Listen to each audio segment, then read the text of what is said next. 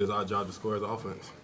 Was it a little bit frustrating? You seemed like you were kind of feeling it there, and then Charlie goes back to Sonoris, and was it a little bit frustrating? Oh no, it's not frustrating at all. I mean, he the starter, so we thrive on him and stuff like that. He the leader in our room. So I mean, I just had a lot of momentum and stuff like that going, but we got to keep our rotation going. And it was his turn to go back out, so he the starter, so he went back out. Is this an instance where you kind of feel like Central Florida beat you guys?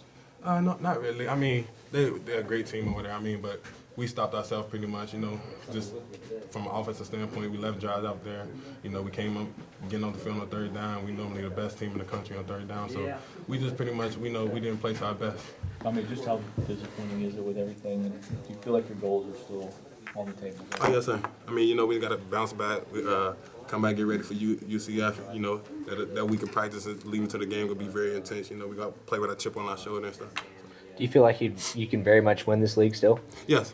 Yeah, no doubt. I mean, people in the locker room, players and stuff like that, we still was like, it's not over and stuff like that. We lost last year to Syracuse, and then we lost again. I mean, we just got to keep ourselves, motivated and stuff like that. You lost to Syracuse and UConn last year. How does this loss rank among? How much does it hurt to you? Is what I mean to say. I know. I mean, it's a tough loss.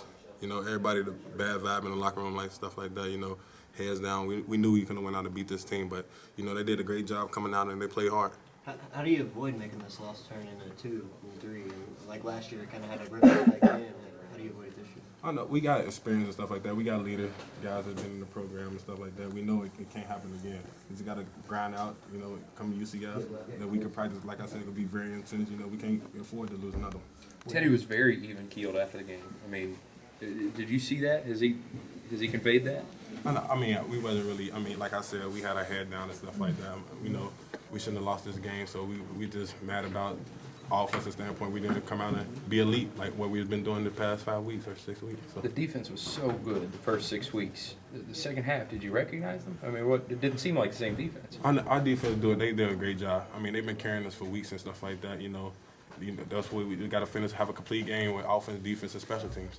Is it true that Dyer was supposed to go in and said, "You go in for me"?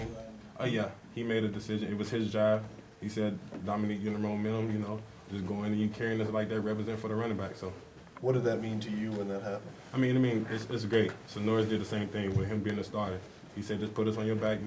It's your job." They weren't worried about going back in. They just said, it's your show now. Because I was going to ask you, is there a point where you're running well and you go, "Just keep me in, just give me the ball"? I mean, that pretty much it was their own decision.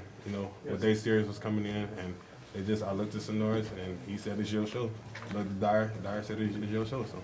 What does that say about your group of running backs?